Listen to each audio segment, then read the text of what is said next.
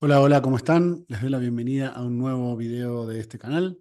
Y en este caso vamos a tener una clase especial en torno a un concepto, bueno, o a un par de conceptos que realmente me han pedido mucho a través de las redes sociales y acá mismo en videos del canal.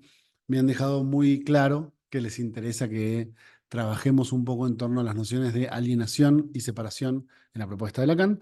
Así que vamos a dedicar la clase de hoy precisamente a hacer eso.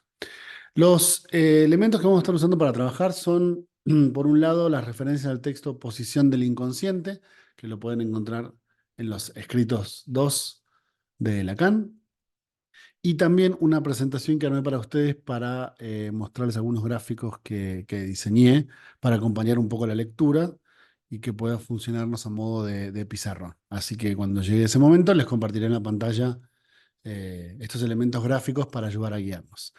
Bueno, sin mucha más introducción que esa, les propongo que arranquemos. Eh, Lacan arranca hablando en Posición del Inconsciente sobre alienación y separación, eh, en un momento más o menos avanzado del texto, ¿sí? Yo tengo esta edición y en esta edición arrancaríamos en la página 798 cuando Lacan hace un pequeño parate, un pequeño espacio entre lo que viene hablando y arranca con el tema de alienación primero y separación después.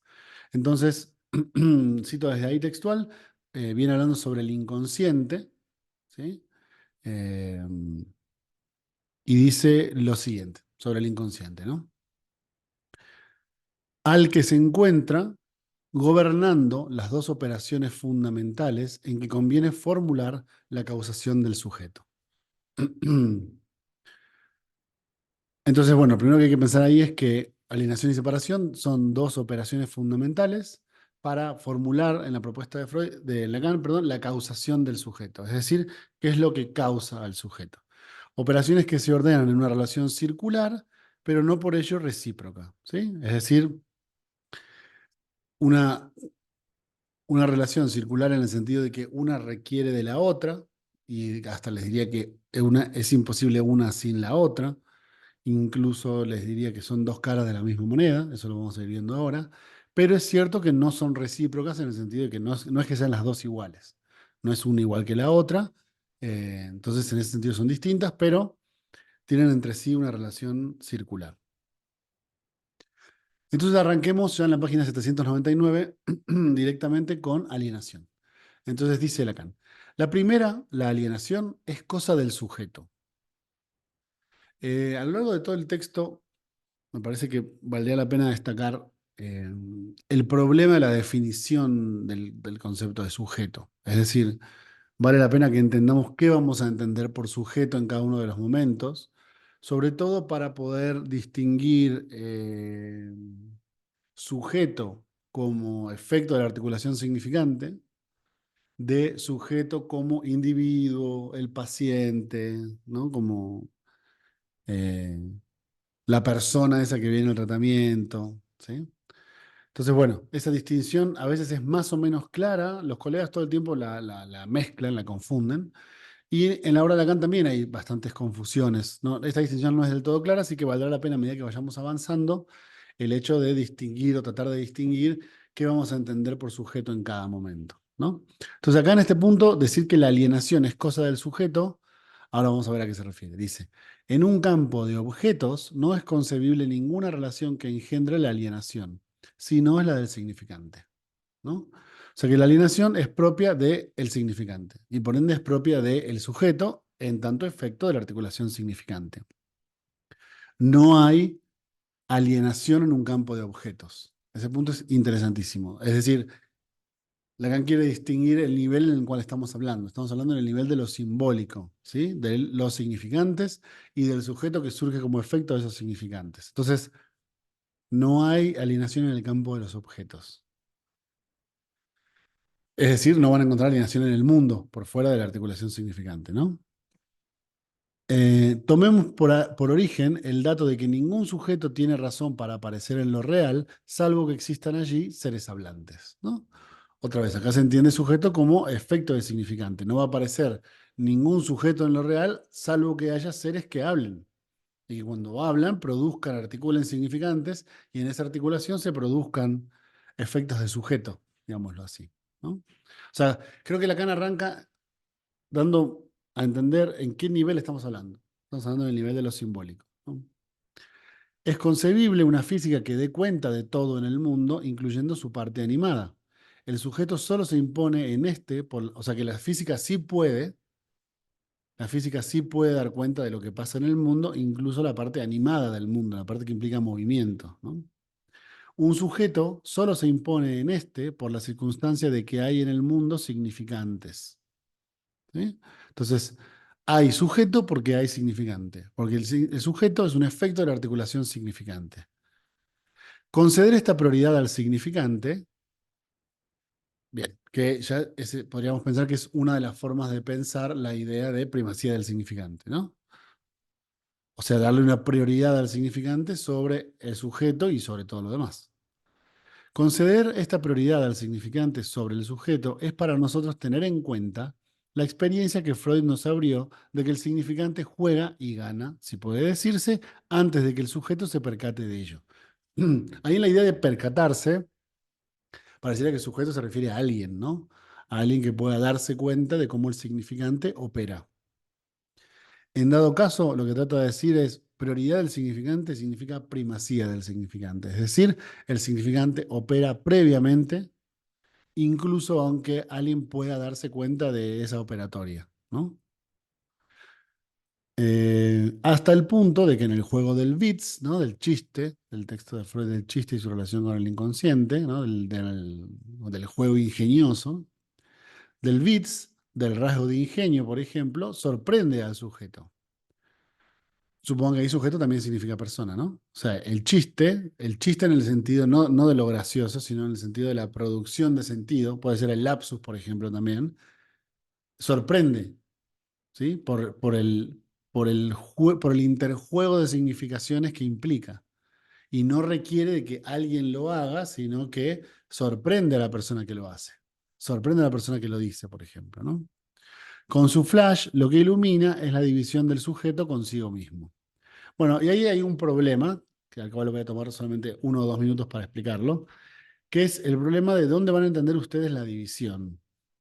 Por supuesto que para Freud la división se establece entre lo consciente y lo inconsciente, y muchas veces cuando los lacanianos dicen sujeto dividido, se refieren a eso mismo, ¿no? Se refieren a la división propia de alguien que tiene un aspecto consciente y un aspecto inconsciente. No digo que esté mal eso, pero bueno, así como distinguíamos sujeto de persona y sujeto de, en tanto articulación significante, también habría que decir que la división del sujeto en tanto articulación significante es intrínseca por su naturaleza significante.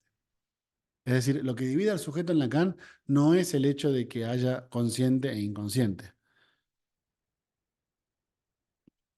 Lo que divide al sujeto en Lacan es que el significante, si es incapaz de significar algo en sí mismo, siempre requiere necesariamente al menos de otro significante para producir un efecto de sentido al que llamaremos sujeto.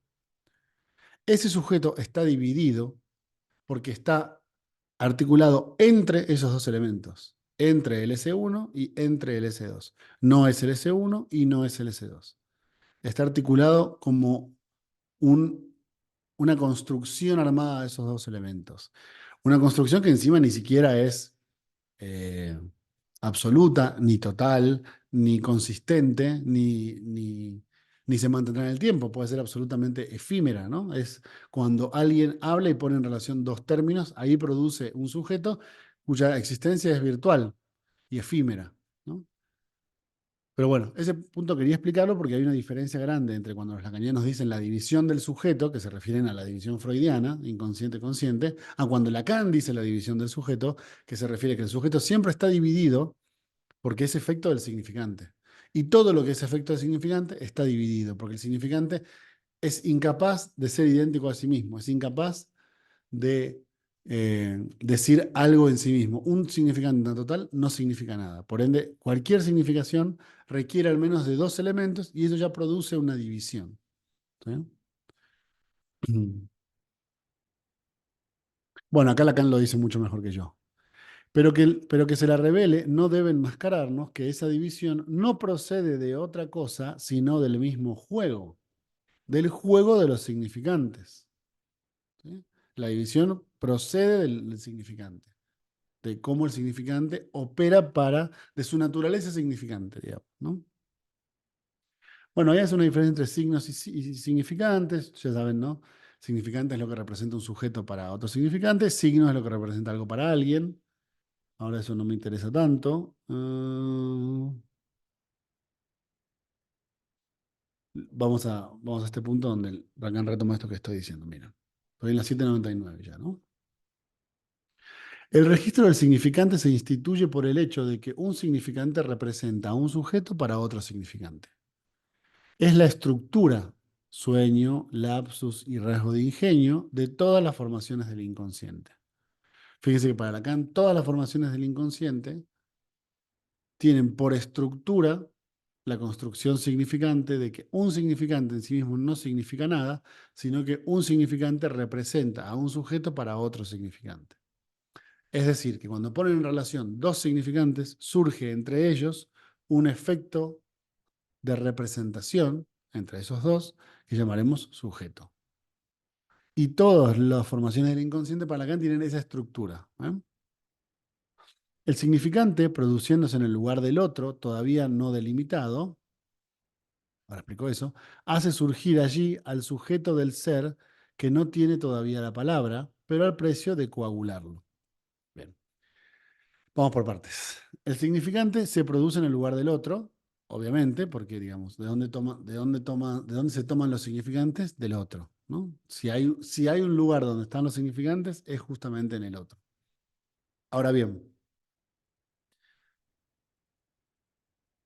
ese lugar del otro todavía, dice Lacan, todavía no delimitado, ¿no? Porque justamente lo que distingue, digamos, lo que separa alienación y separación es al sujeto del otro. Entonces el lugar del otro todavía no está delimitado, porque el lugar del sujeto todavía no está delimitado. ¿Sí? Todavía no hay sujeto y otro en alienación. ¿Sí? No hay esa división. Entonces, dice Lacan, bueno, produciéndose en el lugar del otro, el significante todavía no delimitado, hace surgir allí al sujeto del ser que no tiene todavía la palabra, pero al precio de coagularlo. Entonces, el significante que todavía está en el lugar del otro hace surgir al sujeto al precio de coagularlo. Voy a explicar primero eso y después lo del ser. ¿A qué se refiere Lacan con el precio de coagularlo? Bueno, precisamente con que, vieron que coagular es una metáfora sanguínea que hace referencia a cuando la sangre se pone dura. ¿Sí? La sangre en su estado líquido fluye y la sangre coagulada se endurece. No voy a explicar la función biológica de la coagulación porque ustedes ya la deben saber, pero más allá de eso quiero que entiendan que la metáfora ah, sirve para explicar el momento donde el significante justamente se coagula, se solidifica, se congela, se vuelve sólido, donde se solidifica la relación que en realidad es fluida entre un elemento y el otro. Esa coagulación produce un efecto de sentido que no se mueve, ¿ven? O sea, algo es así. A es B, ¿no? S1, Bel, S2. Esto es esto. El amor es sufrimiento. La vida es así. Y ahí es donde se coagula ese sentido, ¿sí? Coagula, congela, solidifica, como ustedes le quieran llamar, a la articulación entre S1 y S2, que en realidad siempre es móvil, pero se coagula. O da un efecto de coagulación, ¿no? Pareciera producir sentidos estáticos, eso quiero decir. Eh, y bueno, ahí hace otra vez una articulación de sujeto con ser, con tener la palabra, ¿no? Ahí pareciera que antes de que algo advenga a ser, se precipitan momentos donde la palabra se coagula y donde produce sentidos fijos, ¿no? Eso creo que es lo que está hablando Lacan. Bien, último párrafo de esa página. No es, pues, que esta operación tome su punto de partida en el otro lo que hace que se la califique de alienación. Digamos, no es alienación porque está en el otro, no es alienación porque empieza en el otro. Ahí hace referencia a lo alien, ¿no? A lo alien, a la idea de lo extranjero, de lo ajeno, lo que viene de afuera, en el sentido de, como en el siglo XVIII se le decía a los alienistas. Eran alienistas porque trabajaban con alienados, porque eran locos que estaban fuera de sí mismos, ¿no? Eh, fuera de sí, extraños de sí mismos, eso es lo que significa. Entonces Lacan dice, no se llama alienación porque empieza en el otro, no tiene que ver con eso. Sigo entonces. Que el otro sea para el sujeto el lugar de su causa significa. Ah, no, perdón. Que el otro sea para el sujeto el lugar de su causa significante, no hace aquí sino motivar la razón por la que ningún sujeto puede ser causa de sí. O sea que el otro es el lugar donde se causa el, el sujeto, en el sentido de que, bueno, es una causa significante, digamos. Su causa, en el sentido material, de causa material, pensándolo aristotélicamente, es el significante. Es decir, el sujeto está hecho de significantes, ¿no? Entonces, estos significantes obviamente provienen del otro. Lo que esto significa, dice Lacan, no tiene que ver con que esté alienado o no en ese sentido, sino con que lo que trata de dar cuenta es que ningún sujeto es causa de sí mismo, sino que es siempre causa del significante. Esta es otra forma de pensar primacía del significante, ¿no? Siempre primero el significante, después todo lo demás. Después el sujeto, después todo lo que ustedes quieran, ¿no? Primero el significante. Lo cual se impone no solo porque no sea Dios, estoy en la 800, sino porque ese Dios mismo no podría hacerlo. Bueno, ahí habla de San Agustín y algunos puntos que no me interesan tanto en este momento. Continuamos con el siguiente párrafo, donde sigue hablando de la alienación. Entonces dice, la alienación reside en la división del sujeto que acabamos de designar en su causa. Ese es el punto central. La alienación reside en la división del sujeto que acabamos de designar en su causa. No es alienación, no es que el sujeto está alienado porque se causa en el otro. El sujeto está alienado porque está dividido. Esa es la gran conclusión, me parece a mí. La alienación reside en la división del sujeto que acabamos de designar en su causa. El sujeto en su causa está dividido. El sujeto en su naturaleza está dividido. La alienación reside precisamente en esa división. Adentrémonos en la estructura lógica. Esta estructura es la de un Bell. ¿No? Bell acá se refiere ¿se acuerdan, por ejemplo, en las fórmulas de Lacan, el diamante del medio, Lacan también le llama Bell. Le llama de distintas maneras, pero una de las formas de llamarle es Bell. Para eso hay que derivarlo de lo que llaman en la lógica llamada matemática una reunión. ¿Sí? Acá les voy a mostrar la presentación que armé, donde vamos a poder ver ese punto. Déjame ver si. A ver. Eh,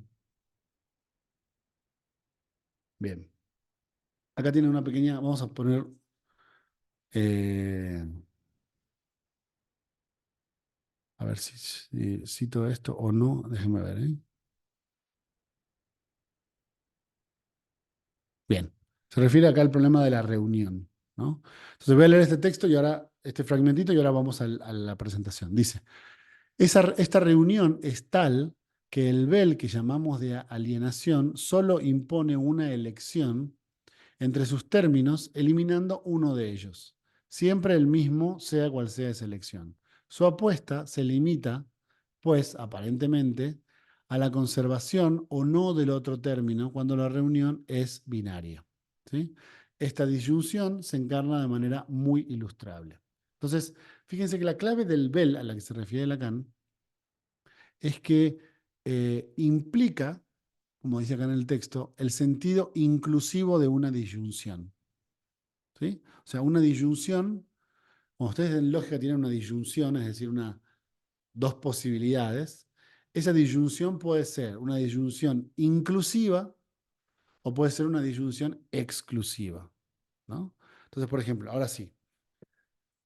En lógica matemática, vamos a la presentación, tanto vel como out en latín se refieren a la operación de disyunción, pero son dos tipos de disyunción diferentes, ¿no? Out implica el sentido exclusivo de la disyunción para elegir una de las opciones, renunciando a la opción que no elijan. ¿Sí? Out es el sentido exclusivo, excluyente, mejor dicho, para que se entienda mejor, de la elección. En cambio, vel implica en lógica matemática el sentido inclusivo de la disyunción para nombrar dos o más cosas, dejando libre su elección o conjetura. Entonces, por ejemplo, acá tenemos tres ejemplos de disyunción inclusiva y disyunción exclusiva. Empecemos por la exclusiva, que es la que creo que es un poco más intuitiva. El oro, o el oro es un gas o el oro es un líquido. Una de las dos opciones, ¿sí? Elijan, o el oro es gas o el oro es líquido. ¿Puede ser las dos cosas? No. Es una o la otra. ¿La revolución empezó en 1910 o empezó en 1911?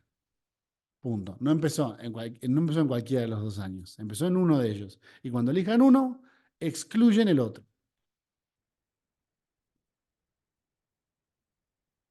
¿Mozart es un arquitecto o es un músico? ¿Sí? Una de las dos. No puede ser las dos. Podría haber sido tranquilamente las dos cosas, pero bueno, se entiende la idea, ¿no? Esta disyunción excluye una de las opciones. Esta no es a la que se refiere Lacan en la alienación, sino a una disyunción inclusiva. Por ejemplo, los ratones son vertebrados o los crustáceos son insectos. ¿Sí? O una o la otra, pero tranquilamente pueden ser las dos. España está en América o Inglaterra está en Europa. Ujú. Ambas pueden ser y estar incluidas. No es que si España está en América, entonces Inglaterra no está en Europa. No. España puede estar en América e Inglaterra puede estar en Europa.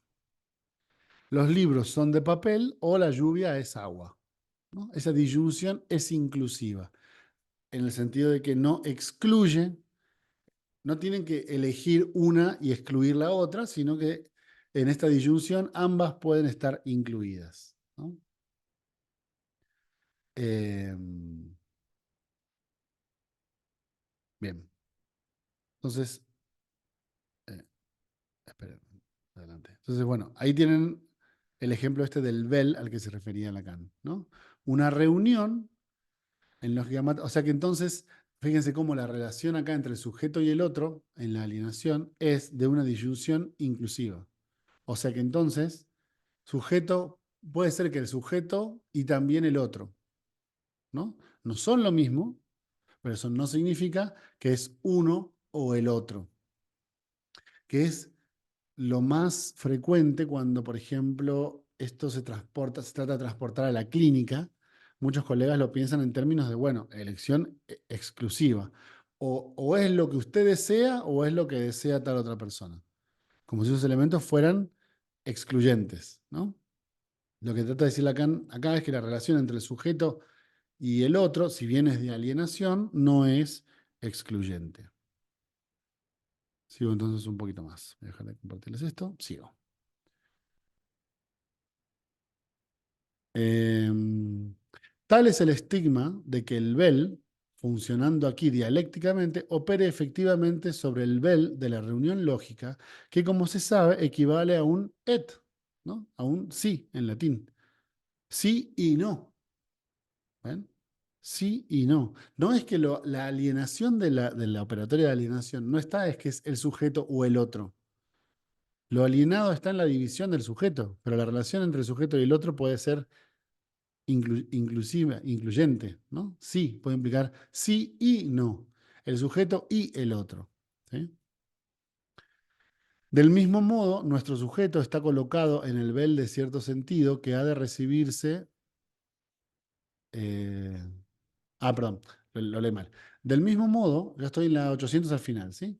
Nuestro sujeto está colocado en el vel de cierto sentido que ha de recibirse o de la petrificación.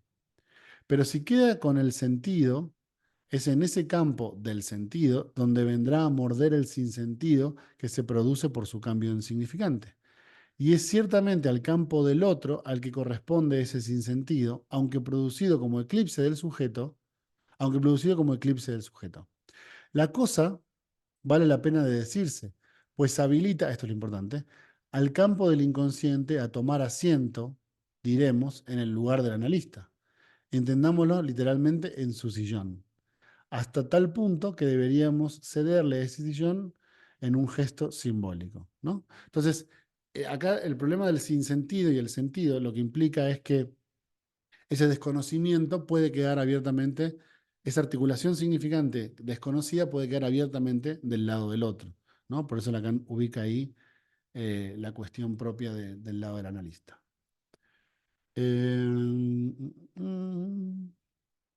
Hay otro comentario sobre eso. Y acá vuelve a decir un poco lo mismo que les decía recién, fíjense. No se ve que el inconsciente no tiene sentido sino en el campo del otro. Y menos aún, esto que resulta de ello, dos puntos, que no es el efecto de sentido el que opera en la interpretación, sino la articulación en el síntoma de los significantes que encuentran allí apresados. Bueno, eso no es importante para el tema de alienación, es importante, es una consideración técnica importante, pero no tiene tanto que ver con alienación.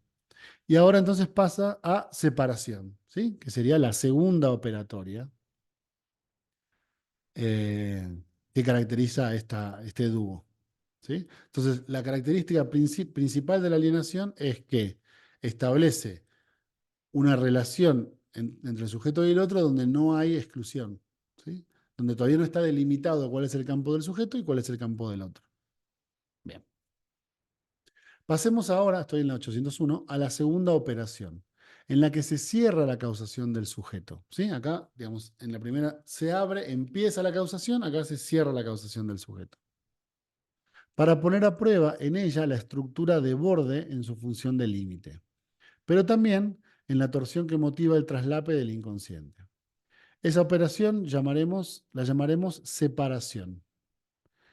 Reconoceremos en ella lo que Freud llama Ich-Spaltung o escisión del yo, se refiere a un texto que se llama La escisión del yo en el proceso defensivo, un texto de Freud muy, muy interesante. La forma lógica que viene a modificar dialécticamente esta segunda operación se llama, en lógica simbólica, la intersección. Esto creo que lo tengo en la presentación para mostrarles cuál es el símbolo. A ver si se ve. Separación. Acá está, fíjense, ¿ven? Separación es la segunda operación, la que cierra la causación del sujeto. La forma lógica de esta operación recibe el nombre de intersección en lógica simbólica y se escribe con este símbolo, ¿no? En teoría de conjuntos. Esta U dada vuelta. ¿Dónde me quedé? Esta función aquí se modifica por una parte tomada de la carencia a la carencia. Ese punto es interesante. Ahora voy a explicar a qué se refiere. Por lo cual el sujeto viene a encontrar en el deseo. No, eso no, me adelanté. Entonces, volvamos a la forma. En teoría de conjuntos, la intersección de dos o más conjuntos es una operación que resulta en otro conjunto que contiene los elementos comunes a los conjuntos iniciales. No sé si tengo un ejemplo de esto. Déjame ver. Si no lo explico. Pero me parece que tenía. No, bueno, me estoy adelantando. Volvamos entonces. Eh, ¿Qué significa entonces intersección en teoría de conjuntos? Supongo que ustedes tienen dos diagramas de Venn, ¿no? El conjunto A y el conjunto B. Entonces, en el conjunto A, ustedes tienen, por ejemplo, los elementos 1, 3, 1, 2 y 3. Y en el conjunto B tienen los elementos 3, 4 y 5. ¿Sí? En teoría de conjuntos, la intersección de dos o más conjuntos es una operación. Ustedes pueden operar, ¿sí? Que resulta en un distinto conjunto, en un tercer conjunto, que contiene los elementos que son comunes a los conjuntos iniciales. Entonces, si el conjunto A tiene los elementos 1, 2 y 3, y el conjunto B tiene los elementos 3, 4 y 5, la operación de intersección se escribiría A intersección B igual corchete 3 corchete. ¿Sí? 3 es el resultado de la operación de intersección entre el conjunto A y el conjunto B. Ujú. ¿Por qué? Porque lo que ustedes tratan de separar en la intersección son los elementos que son comunes a los dos conjuntos. No es una sumatoria de los conjuntos, ¿sí? No suman todos los elementos, sino determinan cuáles son los conjuntos, cuáles son perdón, los elementos que están en ambos conjuntos. Entonces, si ustedes lo graficaran en diagrama de Venn, esto me voy a adelantar, pero solo para mostrarlo. Suponiendo que S barrada fuera un conjunto, y A mayúscula fuera otro conjunto, ustedes tendrían 1, 2 y 3. Y en el conjunto A tendrían 3, 4 y 5. ¿Sí? El 3, que va escrito acá, es un elemento que comparte tanto el conjunto S como el conjunto A. Entonces, cuando ustedes hacen una intersección, lo que hacen es sacar el elemento que comparten los conjuntos. Gráficamente sería restarle, quedarse solamente con este cosito intermedio, ¿no? Con esta especie de cortecito intermedio entre los dos. ¿Sí? Y esa es la metáfora que Lacan va a usar, o sea, la intersección de la teoría de conjuntos es la metáfora que Lacan va a usar justamente para hablar sobre la separación. Entonces dice Lacan al final, fíjense, ahora sí retomo lo de la pérdida, que es una idea muy interesante. Esa función, esta función aquí se modifica por una parte tomada de la carencia a la carencia, ¿no? Es decir, de lo que le resta, le sacan a S, pero también le sacan a A, ¿cierto?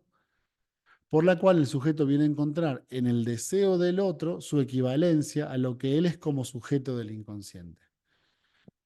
¿Por qué dice como deseo del otro? Porque la clave de la idea de deseo es precisamente lo que al otro le falta. Entonces, si ustedes tuvieran, a ver, vamos a ver acá, este otro,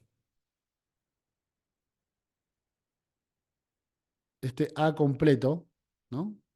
Supongo que este sería el conjunto completo.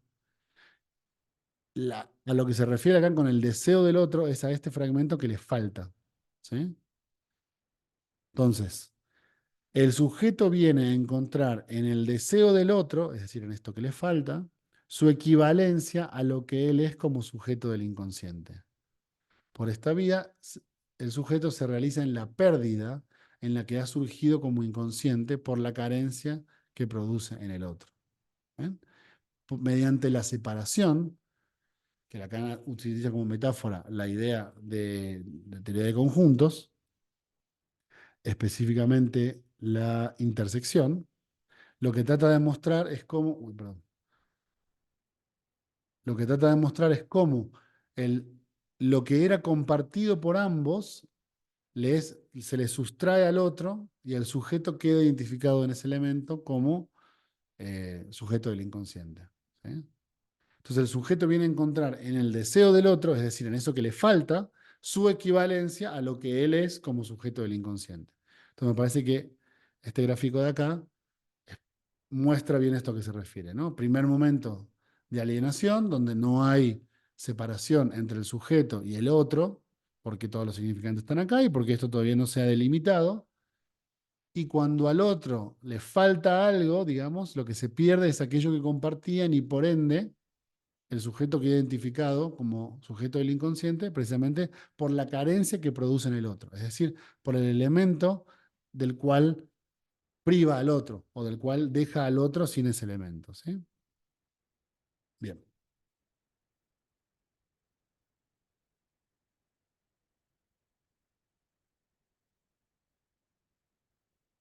sigamos un poquito más. Fíjense esta metáfora de la página 802, dice Lacan.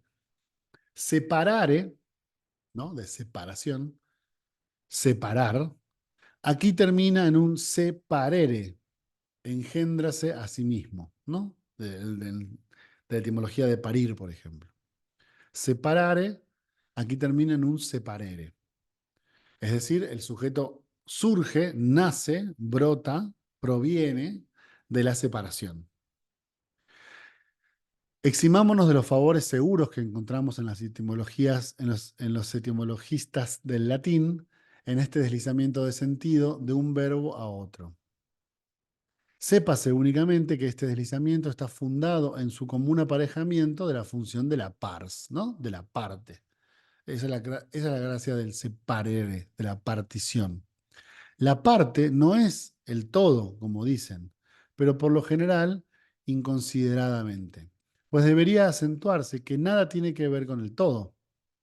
Nada tiene que ver con el todo, ¿no? Ni la parte ni nada. Hay que aceptarlo. Ella juega su partida con su propia cuenta. Aquí es de la partición de esta de donde el sujeto procede a su parto. Ahí está la idea de partir, de parir, de surgir, de nacer, ¿no? A partir de la división. Fíjense cómo en la alienación, lo que implica la alienación es lo propio de su propia división, ¿no? Y lo que implica la alienación es la separación del sujeto, ya no con respecto a sí mismo, sino del otro. Cuando ustedes establecen un sujeto, voy a explicar esto de forma más sencilla. Cuando ustedes establecen un sujeto, es decir, una articulación mínima entre un término y el otro, lo que están haciendo es recortar todos los otros términos que no van a ser usados. ¿Sí? Si yo digo el amor es sufrimiento, ahí produzco un sujeto. Cuando produzco ese sujeto, aunque sea por un momento efímero, lo que hago es no elegir todos los otros significantes que están en el otro. Y eso genera la partición. ¿Ven? Ahí está la separación. Ese sujeto nace cuando se separa de todas las otras opciones con las cuales podría haber sido. ¿Sí? Bueno, espero que ese punto sea claro. Bien, sobre este punto también voy a mostrarles la presentación. Voy a guiarme un poco con esto y voy a ir articulándolo con algunas citas, ¿no?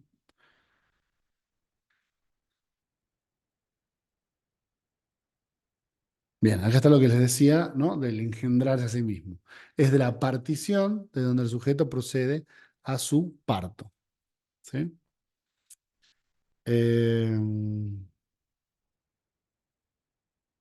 bien, este punto es central, escuchen. Se separere, dos puntos. Para guarecerse del significante bajo el cual sucumbe, el sujeto ataca a la cadena, que hemos reducido a lo más justo de un binarismo en su punto de intervalo. ¿Sí? ¿Por qué la cadena es un binarismo? Bueno, porque la cadena significante solo está armada de dos elementos, significantes e intervalos. Significante, intervalo, significante, intervalo, significante, intervalo. ¿Sí?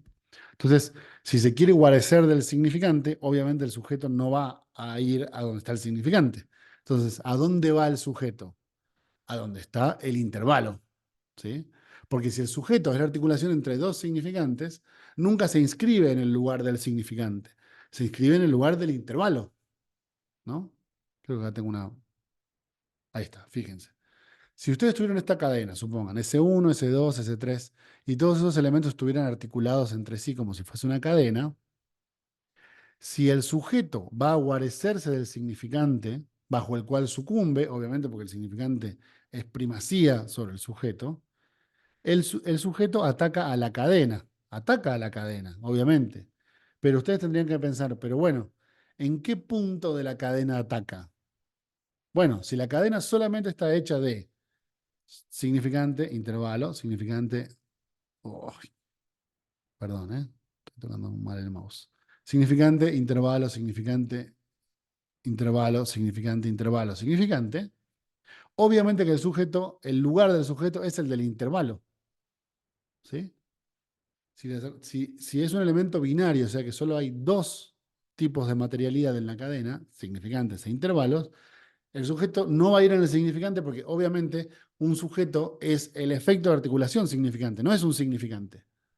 Eso es una obviedad, pero igual hay que decirlo, ¿no? Un sujeto no es un significante. Si un sujeto fuera un significante, entonces un sujeto sería decir perro, o sería decir amor, o sería decir destino, ¿sí? Un sujeto es la articulación entre dos significantes. Entonces se inscribe en el intervalo entre un término y el otro. Amar es sufrir. que amar sea sufrir es el efecto de amar y sufrir, ¿o no? Y en ese intervalo se puede leer, ¿cómo dice Lacan? Se esconde, eh, se guarece el sujeto. El intervalo que se repite, la más radical estructura de la cadena significante, es el lugar frecuentado por la metonimia, vehículo por lo que, por lo menos eso enseñamos, del deseo, ¿no? Entonces, en ese mismo lugar, que es el intervalo en la cadena, es donde Lacan ubica la metonimia y por ende el deseo, ¿no? Porque claro, otra vez, fíjense cuando Lacan dice que el deseo está articulado pero no es articulable, lo que está diciendo es que el deseo también va en el intervalo, no va en los significantes. Por ende, porque no se puede decir. Si se pudiera decir, sería un significante. Ahora, si no se puede decir, pero se puede leer, se ubica también en el intervalo, igual que el sujeto, ¿no? Que es un efecto de la articulación entre estos términos, no está dicho en el texto como tal.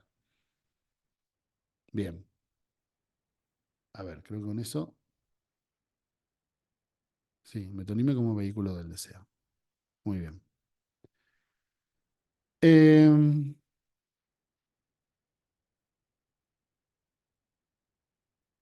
fíjense, sigo un poquito más entonces. En todo caso, bajo la incidencia en que el sujeto experimenta ese intervalo, otra cosa para motivarlo que los efectos de sentido con lo que lo solicita un discurso. Es como encuentra efectivamente el deseo del otro, ¿ven? En el intervalo.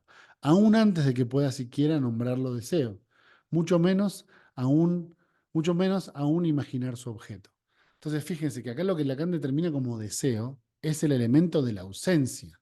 Eso es lo interesante de la cadena, ¿ven? O sea, el sujeto experimenta el agujero como un lugar donde obviamente se va a encontrar efectivamente el deseo del otro, pero antes de que, uno, de que puedan nombrarlo deseo, y dos, antes de que puedan imaginar que hay un objeto que puede ir ahí. Entonces, la gracia de esta idea es que el, el- lo que se presenta inicialmente como deseo ya es el puro agujero, el puro elemento. Entonces, cada vez que ustedes digan deseo o falta, son formas de decir lo mismo, son formas de decir agujero, eso que al otro le falta, ¿no? Lo que va a colocar allí es su propia carencia bajo la forma de la carencia que reproduciría en el otro por su propia desaparición. Esa idea es genial y la van a ver representada acá, ¿sí? Entonces, el sujeto experimenta en ese intervalo, bajo ese incidente que el sujeto experimenta en el intervalo, es como encuentra el deseo del otro. Aún antes de que eso sea un deseo, o sea, puede entender que es un deseo, o aún antes de que se entienda que ese deseo puede tener un objeto que lo colme. Se le presenta como intervalo, como agujero, ¿ven? Como falta de significante. En la cadena, ¿no? O sea, uno sí, uno no, uno sí, uno no. ¿Qué va a colocar en ese deseo, digamos? ¿Qué va a utilizar para colocar ahí? Lo que va a colocar como objeto de la carencia del otro es su propia carencia. Si yo al otro le faltara, bueno, acá está la idea. Lo que el otro desea es lo que le faltaría si yo no estuviera. ¿Sí? Esa es la traducción, digamos, de la idea de que su propia carencia, bajo la forma de la carencia que produciría en el otro, su propia desaparición. Si yo desaparezco, al otro le va a faltar algo. Eso que le falta al otro es lo que me falta a mí. En el lugar donde eso que le faltaría al otro viene, ahí está lo que me faltaría a mí. ¿Ven cómo hace coincidir?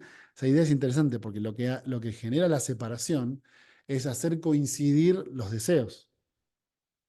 Por eso el deseo del hombre es el deseo del otro, digamos. Porque falta va a significar falta en todo el sistema. ¿Ven? Lo que al otro le falta coincide con lo que al sujeto le falta. ¿Y qué es lo que al otro le falta? Lo que el otro perdería si yo no estuviera. Lo que se pierde en la separación. Lo que al otro le resta el sujeto. Acá, por ejemplo, con la teoría de conjuntos también podríamos explicarlo, pero la clave es que el conjunto A supongan que tienen el conjunto S Vamos a usar la diapositiva anterior, fíjense, para hacer un poco más claro esto. Acá está, ¿ven? Si ustedes tienen el conjunto S y el conjunto A, si ustedes le restan al conjunto A, le restan el conjunto S, se llevan todo lo que S es y también se llevan el punto que S y A comparten. ¿Se entiende? Entonces le sustraen a A todo lo que es S, le sustraen un pedacito que también era A. Por eso te queda como esta media luna, ¿ven? Porque le falta un pedazo.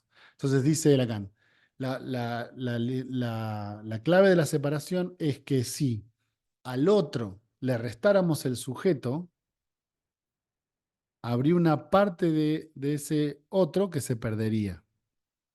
¿Sí? Esa pérdida la vamos a llamar deseo. Deseo en el sentido de falta, ¿no? Deseo del otro es lo que el otro no tiene. Bien. Entonces, ¿qué va a hacer?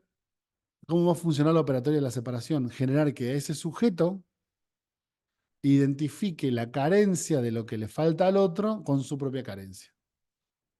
Lo que el otro desea es lo que le faltaría si yo no estuviera. Y a eso Lacan le va a llamar objeto A. ¿Eh? Entonces el objeto A es el efecto, el producto, digamos, si ustedes quieren, el resto, incluso, de la operatoria de separación. ¿Sí? Pero acá se ve en este gráfico que les planteé, cómo A es tanto lo que A minúscula, ¿no? Objeto pequeño A, es tanto lo que le falta a A para ser completa, porque ustedes le restaron S, como la carencia de S que identifica con eso que le falta a A. Por eso, el deseo de A es el deseo de S.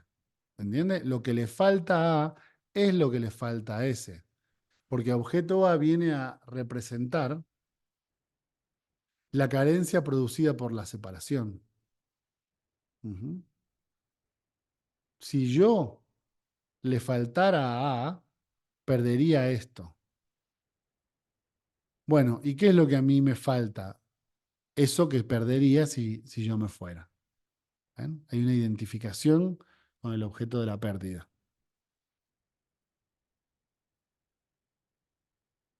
Bien.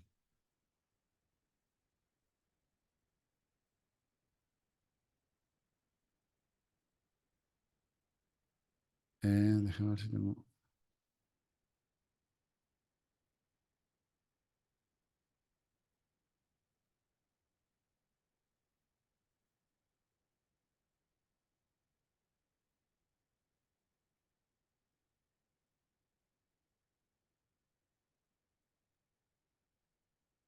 Ok.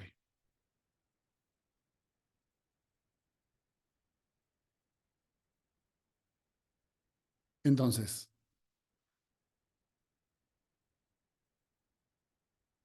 déjame buscar esto, lo cito primero en Lacan y después lo explico.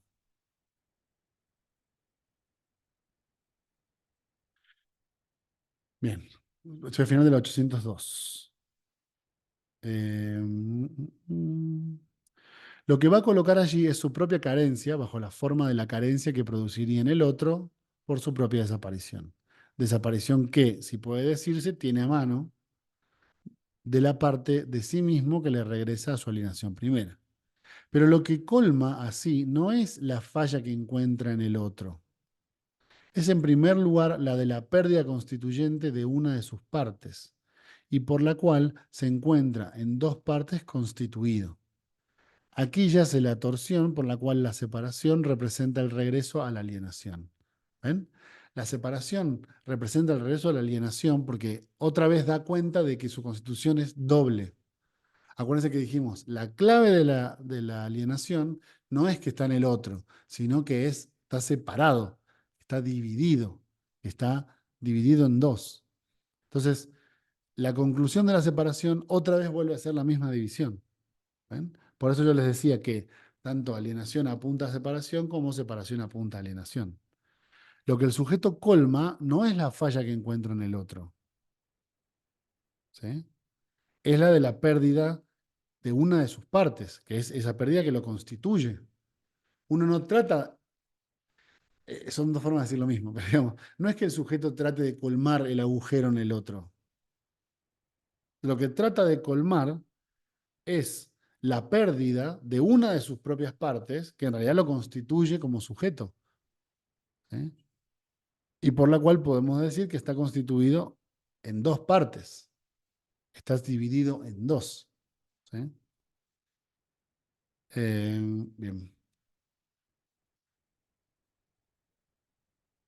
Sin duda, el puede perderme es su recurso contra la opacidad de lo que encuentra en el lugar del otro como deseo, pero es para remitir al sujeto a la oposidad del ser que le ha devuelto su advenimiento de sujeto, tal como primeramente se ha producido por la intimación del otro, ¿sí? Entonces, la idea del sujeto sobre que el otro puede perderme es un recurso contra la opacidad de lo que se encuentra en el lugar del otro como deseo. Porque lo que se encuentra en el lugar del otro como deseo es agujero. Y ese agujero, por ende, es opaco. O sea, eso no se puede conocer, ¿sí? Entonces, la idea de puede perderme es quedar identificado con eso que falta para resolver el problema de lo que el otro desea, ¿sí? Lo que el otro desea es, inicialmente, soy yo, y lo que el otro desea es lo que me falta a mí, ¿no? Son dos formas de decir lo mismo en estos dos movimientos. Entender que yo soy eso que le falta, pero entender que específicamente de mí lo que le falta es lo que a mí me falta, ¿no? Que es la misma opacidad del ser que le ha vuelto de su advenimiento como sujeto. Porque el problema es que además, una vez hecha la operatoria de separación, ya no sabe qué es eso que le falta tampoco, ¿sí? Entonces identifica lo que le falta con lo que le falta al otro. Pero eso después, bueno, no significa que sea mucho más claro el problema. Lo que resuelve es lo que el otro quiere es lo que yo me llevé, entendiendo que lo que yo me llevé coincide con lo que al otro le falta. Entonces, lo que a él le falta es lo mismo que a mí me falta. Que es lo mismo decir, lo que el otro desea es lo que yo deseo. Que es lo mismo que decir que el deseo es el deseo del otro, ¿no? Constitucionalmente, es un tema estructural, no tiene que ver con que el otro desee específicamente algo y yo tengo que desear eso, sino que lo que le falta al otro es lo que me falta a mí, ¿sí? Entonces, fíjense cómo, y con esto termino, la operatoria de separación lo que produce es la vuelta a la escisión, la vuelta a la división, la vuelta a la separación intrínseca, o sea, la vuelta a la alienación. A dar cuenta que yo en realidad estoy dividido, ¿sí? Eh, con esto termino esta pequeña exposición y me gustaría redondear la idea diciendo que fíjense que ni en la alienación ni en la separación hay completud. Esa idea no sé de dónde viene, pero no es de Lacan, digamos. En la alienación lo que hay es la división constitutiva que implica la esencia del sujeto, ¿no? Que es que el sujeto ataca siempre el intervalo. Por ende, siempre está alienado en el sentido de que no es posible identificarlo en un elemento. Y la separación, si bien produce un recorte que parecería poder distinguir, por ejemplo, sujeto del otro, en realidad, al ser el elemento del otro, la pérdida, la que queda identificada con eso que se le sustrae, para rellenar eso, no es que se trate de rellenar lo que el otro desea, sino que se entiende que eso que el otro desea también me falta a mí. Entonces, es una búsqueda doble por un lado, digamos. Yo busco lo que a mí me falta, que es lo mismo que buscar lo que al otro le falta, ¿sí? Pero tampoco en ese caso se logra una reconstitución de una cierta idea de completud. Al contrario, lo que yo noto es que yo, en mi diagrama, también estoy dividido. Lo voy a mostrar, a ver si lo puedo mostrar con una presentación. Es como si ustedes dijeran, tomando es como si ustedes dijeran, bueno, yo le sustraigo al otro lo que es sujeto. Una vez que se lo sustraigo, entiendo que esto que le falta coincide con esto que a mí me falta también. ¿Ven? Entonces no es que la separación produce una completud.